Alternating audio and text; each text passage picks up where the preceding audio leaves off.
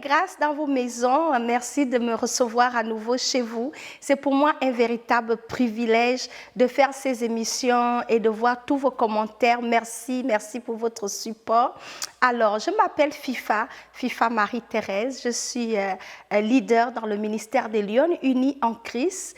Et aujourd'hui, dans notre émission Femmes éveillées, j'aimerais nous parler de quelque chose que j'ai révisé, étudié, et je me suis dit qu'il serait important que plusieurs femmes soient averties sur cette chose-là. On va parler du conseil. Le conseil, c'est quoi le conseil? Nous vivons dans notre vie, toute personne à un moment donné dans sa vie a eu besoin du conseil de quelqu'un, le conseil pour prendre une décision, le conseil des parents, le conseil des amis, le conseil d'un enseignant, le conseil du pasteur, le conseil d'un partenaire d'affaires. On cherche des conseils partout, ici et là, et nous sommes toujours entourés des gens qui nous conseillent. Parfois même, ce sont nos amis. Et dans ce dont je vais nous parler aujourd'hui, le conseil dans ce contexte-là, venant d'une personne qui est un ennemi, peut être néfaste pour la vie d'un être humain. Donc on va faire très très attention avec qui nous conseille et qui conseille nos ennemis ou nos amis contre nous.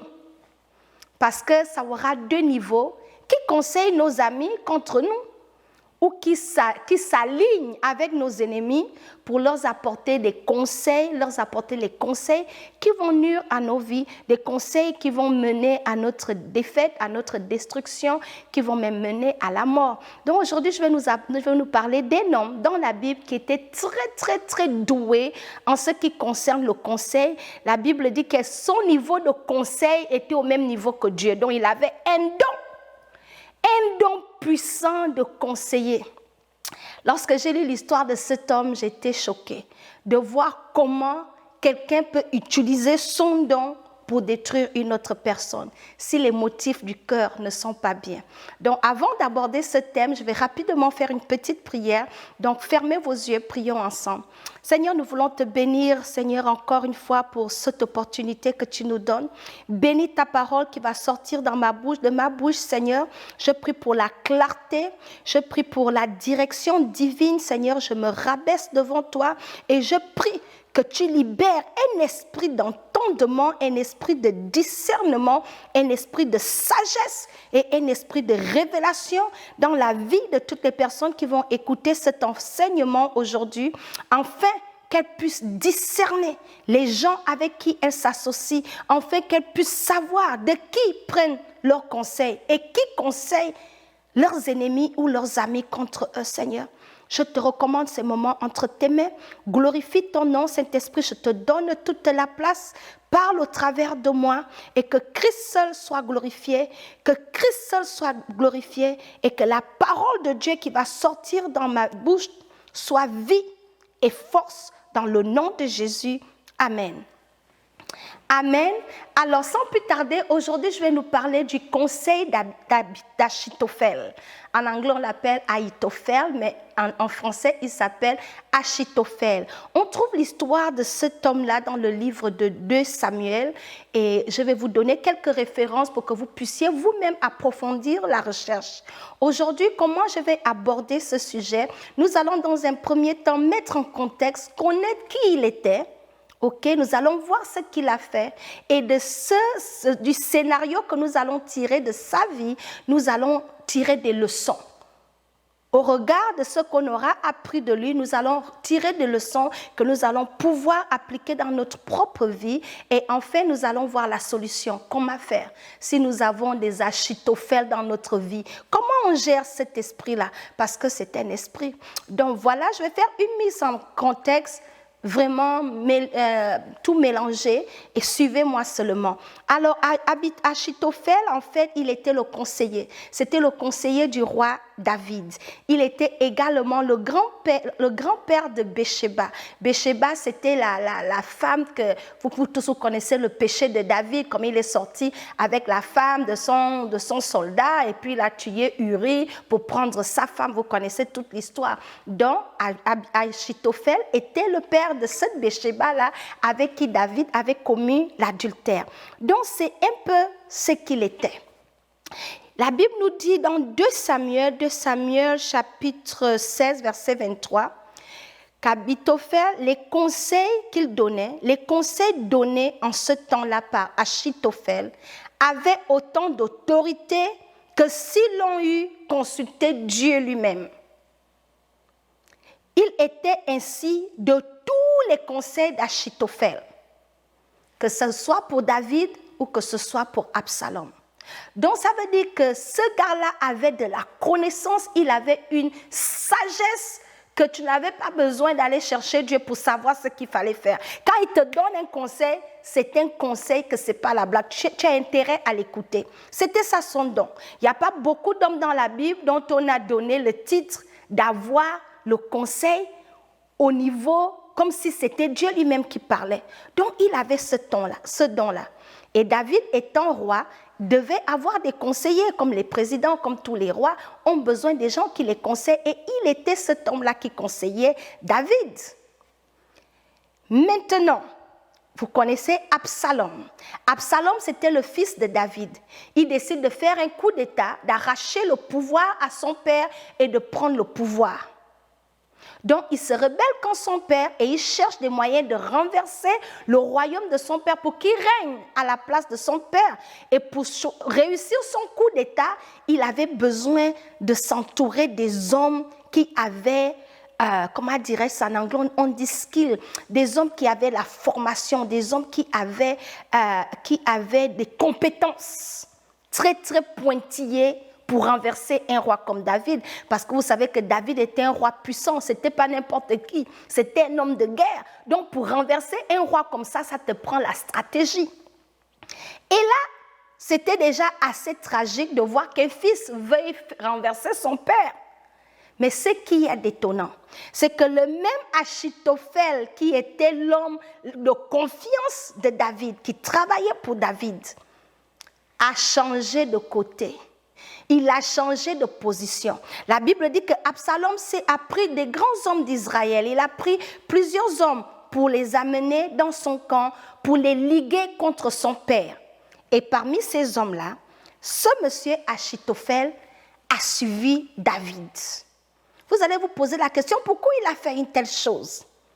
Il a fait une telle chose parce que cet homme-là travaillait avec David, mais il n'était pas pour David.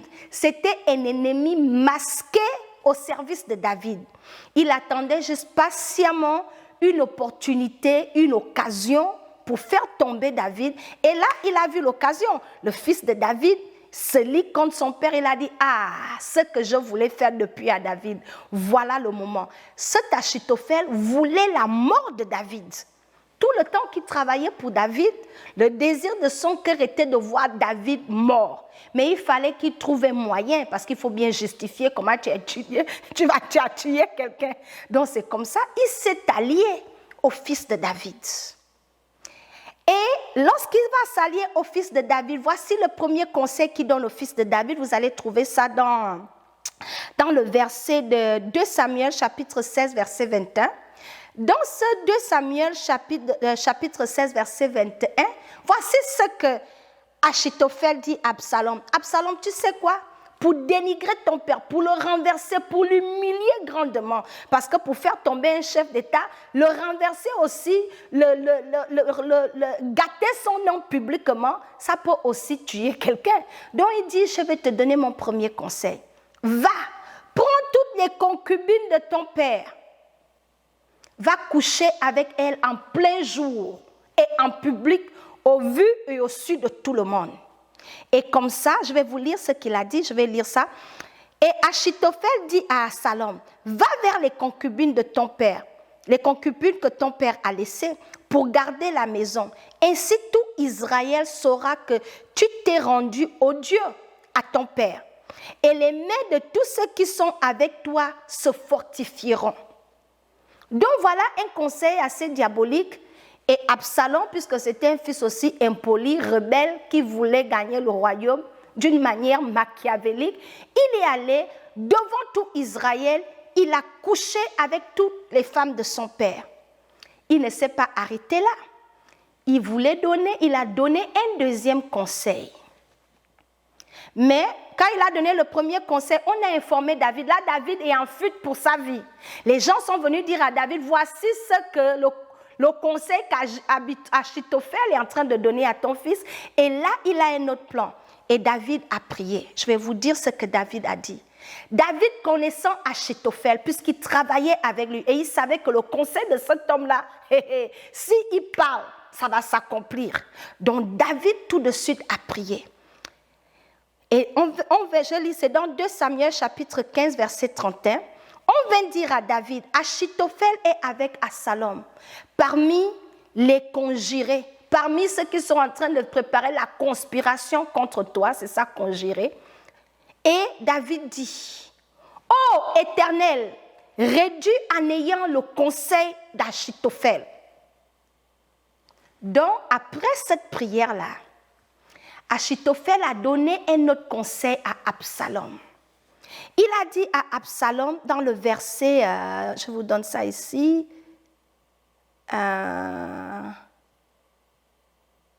voilà, il a dit à Absalom, un instant, en tout cas ce qu'il a dit à Absalom, il a dit à Absalom qu'il avait besoin, que je trouve le verset, donnez-moi un instant.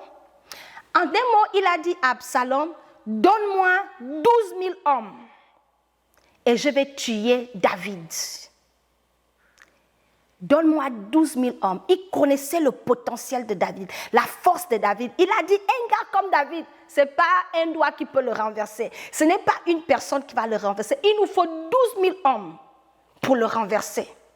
Et comme David avait prié et dit à Dieu, Seigneur, renverse son conseil pour qu'il ne réussisse pas. Et c'est ce que Dieu a fait. Donc Achitophel a donné ce deuxième conseil-là. Et Dieu a tourné son conseil en bourrique. Absalom n'a pas écouté le conseil d'Achitophel. Et quand il a vu qu'Absalom n'a pas écouté son conseil, il est mort. Je vais vous dire comment il est mort. Ça, c'est dans le verset, dans le verset de 2 Samuel 17, verset 23. Achitophel, voyant que son conseil n'était pas suivi, scella son âne, est parti pour s'en aller chez lui dans sa ville. Il donna ses ordres à sa maison et il s'étrangla. C'est ainsi qu'il mourut et on l'enterra dans le sépulcre de son père. Donc il est mort d'une mort pénible. Il s'est suicidé parce qu'il n'a pas réussi son coup. Maintenant, nous allons regarder ensemble quelle leçon. Quand je lisais ça, le Saint-Esprit me montrait quelques points que j'aimerais aujourd'hui déposer dans vos vies. Donc, quand on lit l'histoire de cet homme-là, nous voyons que des gens avec qui nous nous associons, qui ont accès à nos vies, qui sont proches de nous, les mêmes gens ont l'habilité de nous détruire si on n'a pas le discernement. David n'aurait jamais pensé que son conseiller était un ennemi. Donc nous allons regarder ensemble quelles leçons tirons-nous de cette histoire-là. La première chose ici, Achitophel travaillait avec David, mais il n'était pas pour David. Nous aussi, nous sommes deux fois entourés des gens qui sont avec nous, que nous pensons être avec nous, mais pourtant qui ne sont pas pour nous. Tu peux avoir des gens dans ta compagnie, tu travailles, il y a 10 personnes et tu penses que comme tu es leur boss, ils sont tous pour toi. Mais attends un moment de crise et tu verras leur vrai visage. Donc nous aussi, comme David, on peut être entouré des gens qui travaillent pour nous et dont nous pensons être pour nous, mais qui dans le fond ne sont pas pour nous. Donc ce n'est pas tout le monde qui est avec toi, qui est pour toi. Ce n'est pas vrai. Les gens peuvent être avec toi. Jésus a vécu la même chose. Tout le monde était derrière lui pour les miracles. Au moment qu'on devait le crucifier, tout le monde a crié « Crucifiez-le, finissez avec lui ». Mais c'était les mêmes gens que Jésus avait guéris. Donc, notre leçon, on dit une leçon, oui je pense, la première leçon que nous allons tirer ici, c'est de savoir que ce n'est pas tout le monde qui est avec nous, qui est pour nous. Très important à savoir. La deuxième chose, Achitophel était en fait un ennemi masqué qui attendait une opportunité de crise pour montrer son vrai visage. Il a fallu qu'Absalom organise une conspiration contre son père pour qu'Achitophel se joigne pour précipiter la chute de David. Les Achitophel, ce sont ces personnes qui s'associent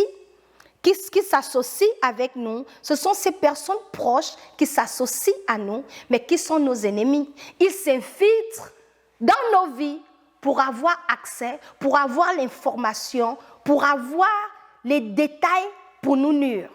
Ça, c'est les Achitophel. Ils rentrent là, tu vas avoir une amie, là, elle vient chez toi.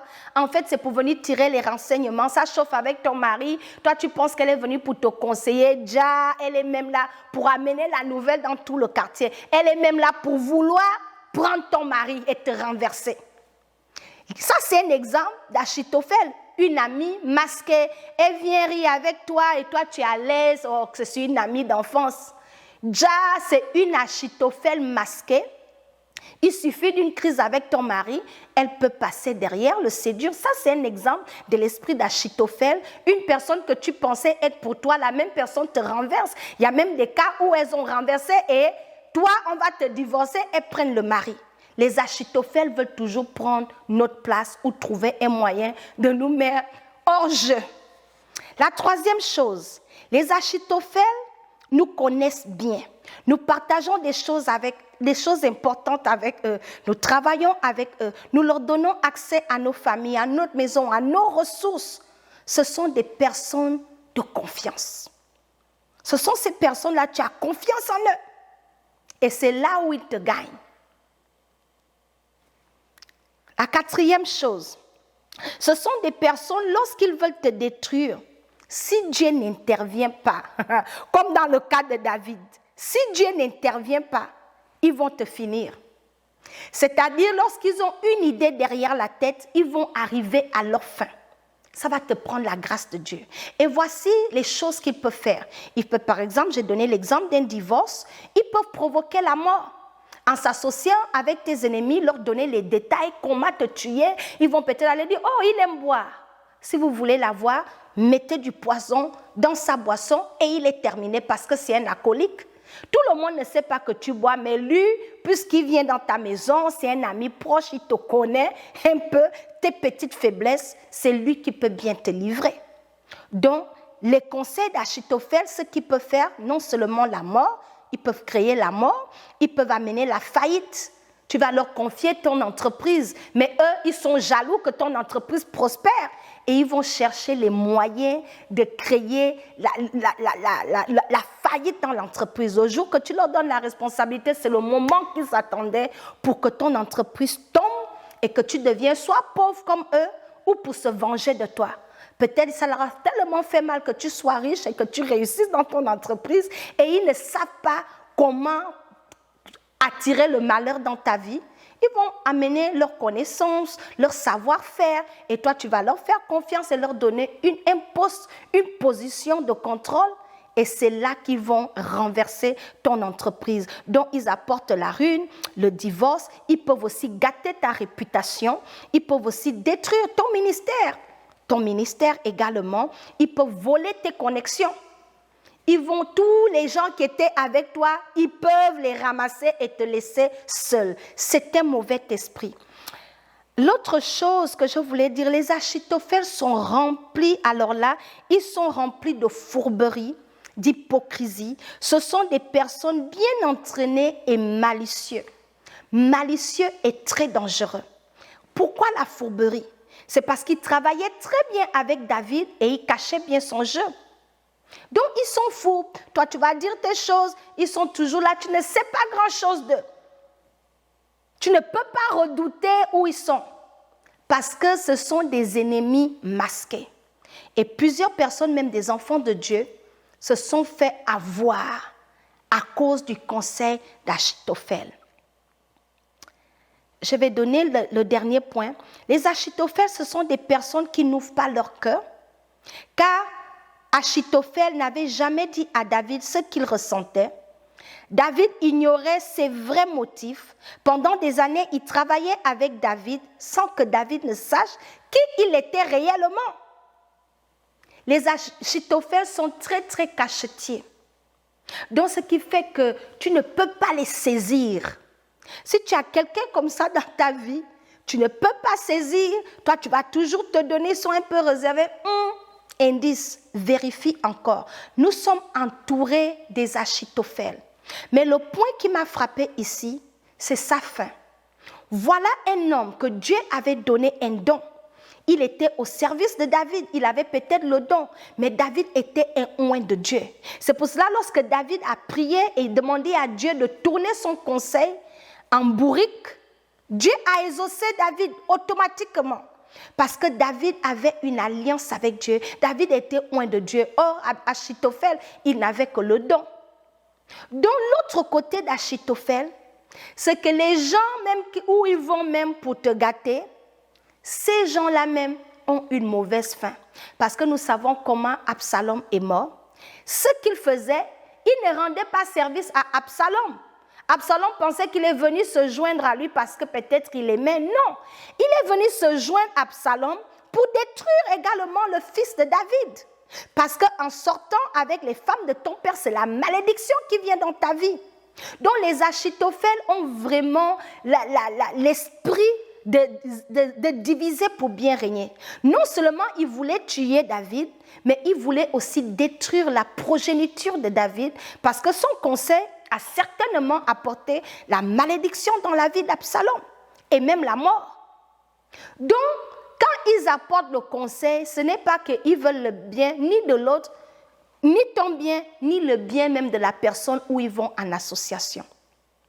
Et plusieurs d'entre nous, on se retrouve avec ces genres de conseillers-là, qui viennent nous conseiller pour détruire une relation, détruire quelqu'un d'autre, ou qui se lient contre nous pour nous conseiller. Qu'est-ce qu'on fait? Alors, j'ai examiné quelques solutions que nous pouvons faire parce que c'est important de comprendre ces relations-là. Sinon, nous marchons dans la vie, nous sommes aveuglés et on se fait avoir. Nous devons nous débarrasser des Achitophel. Si David n'avait pas une vie de prière, il mourrait parce que la Bible dit que son conseil qu'il avait donné était un bon conseil. Mais Dieu avait jugé de le tourner en néant. C'est pour cela que David n'était pas mort. Ce qu'il avait dit était vrai. Mais heureusement que Dieu l'avait confondu. Dieu a semé une confusion qui a fait qu'on n'a pas considéré son conseil. Et c'est comme ça que David a vécu. Donc voici quelques solutions. Le premier point, ce sera pour nous de prier. De prier vraiment en fait que Dieu nous révèle le cœur des gens avec qui nous nous associons. Que ce soit pour se marier, que ce soit en amitié, que ce soit en affaires, que ce soit dans le ministère, que ce soit dans je sais pas, à l'école, dans quoi que ce soit. Toujours très important de ne pas se jeter dans des relations sans demander à Dieu de nous montrer le cœur des gens avec qui nous sommes en partenariat. Il est également important de prier pour demander le discernement. Très, très important d'avoir un esprit de discernement parce que la Bible dit que discerner les esprits, parce que ce n'est pas tout esprit qu'il faut associer Dieu. Il y en a qui vont venir d'une apparence de Dieu, mais dans le fond, ce sont des démons masqués. Donc l'esprit du discernement est très important avant de rentrer en association avec qui que ce soit. Important d'avoir une vie de prière active. Prier pour les gens avec qui tu es en affaires, constamment. C'est dans la place de la prière que le Seigneur va les démasquer, qu'il va te montrer qui ils sont réellement. Donc tout le temps, prier. Ensuite, il va falloir toujours prier pour demander à Dieu de renverser les conseils d'Achitophel. Lorsque tu en as dans ta vie, c'est important de toujours prier en fait que Dieu renverse leurs conseils et puis ne pas faire confiance de manière aveuglée. L'autre chose, la Bible dit « malheur à l'homme qui se confie à l'homme ». Le dernier point, le dernier conseil que je vais donner, c'est que Dieu demeure. La parole de Dieu demeure le conseil par excellence. de toujours dépendre du conseil et de la direction de Dieu pour quoi que ce soit, même en association. Donc voilà un peu, je ne sais pas si cette histoire vous a béni, mais c'est une histoire que j'ai vraiment tiré tellement d'enseignements. Donc je vais m'arrêter là. Si vous avez des questions sur le sujet, n'hésitez pas à poser vos questions. Je vais mettre des versets bibliques à cette vidéo. Donc voilà, paix, shalom encore dans vos maisons. Priez contre le conseil d'Achitophel et je vous vois dans une autre émission. N'oubliez pas de vous abonner et de partager cette émission à vos amis et aux membres de vos familles. Merci.